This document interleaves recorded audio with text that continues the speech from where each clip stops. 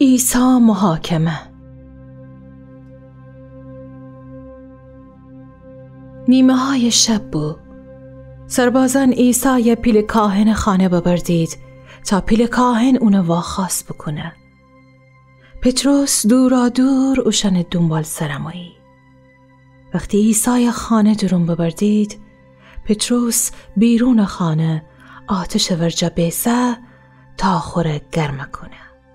خانه درون یهودیان رئیسن اونو وازخواست بکدید.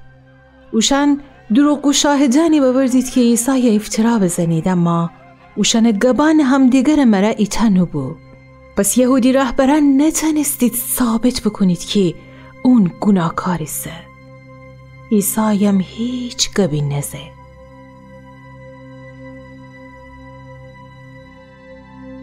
آخر بسر پیل کاهن عیسی فندرست و بگفت اما را بگو تو مسیح زنده خدا پسریسی؟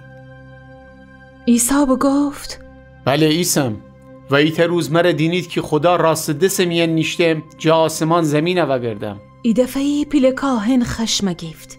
خو رخت پاره کد ایشگره امره مذهبی رهبران بگفت کفر که امان در نیازی به شاهدان نریم. همه تن بشتویستید که اون بگفت من خدا پسریستم. چی رای دید؟ یهود مذهبی رهبران همه تن جواب بدهید. اون سزاوار مردیسه. بزین عیسی چومان دوستید. اون دیما فیلی فکدید. اون بزید و مسخره بکدید.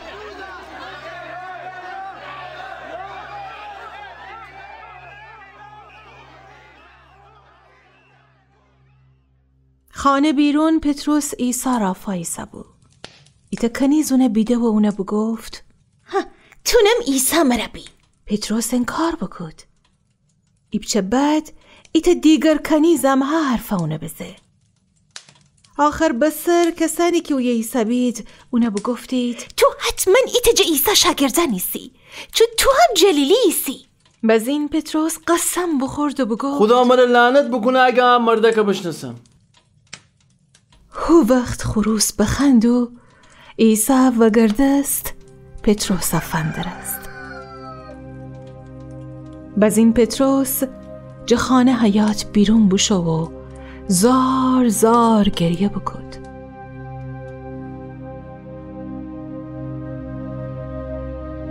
خائن یهودا بیده یهودی رهبران عیسی به مرگ محکوم بکدید. غم و ماتمونه بگیفت و بوشو و خوره بکشت. او زمان میان پیلاطوس رومی یهودا فرماندار بود. یهودی سران عیسی اونه ورجا ببردید. اوشن امید داشتید که پیلاطوس عیسی گناهکار بدنه و اونه به مرگ محکوم بکنه. پیلاطوس عیسی جواب ورسه تو یهود پادشاهیسی؟ عیسی جواب بده حتی ایسی که توگی اما می پادشاهی دنیا پادشاهی من سن نیه. اگه حتی بو می پیروان جنگستید، اما من هجهان بموم که حقیقت درباره خدا همه تنه بگم. تمام کسایی که حقیقت دوست دارید می جاگوش کنید. پیلاطوس و ورسه حقیقت چیسه؟ بعد پیلاطوس و عیسی بگو بشتف اون بشو بیرون جمعیت میان و بگفت من گناهی در شخص نیافتم که سزاوار مرگ ببه. اما یهودی سران و جمعیت ایشگره بزید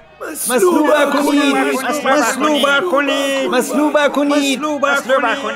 پیلاطوس جواب بده اون گناهکار نیه. اما اوشن اعتبار بلندتر ایشگره بزید. بزین پیلاطوس سومی بار بگفت اون گناهکار نیه. اما پیلاطوس بترسه که شورش ببه. هنه بسی موافقت بکد و عیسی خود سربازان بسپرد که اونه مصلوب بکنید. رومی سربازان عیسی شلاق بزید. ایت سلطنتی رداونه دو کدید. ایت خاری تاجون سر بنایید.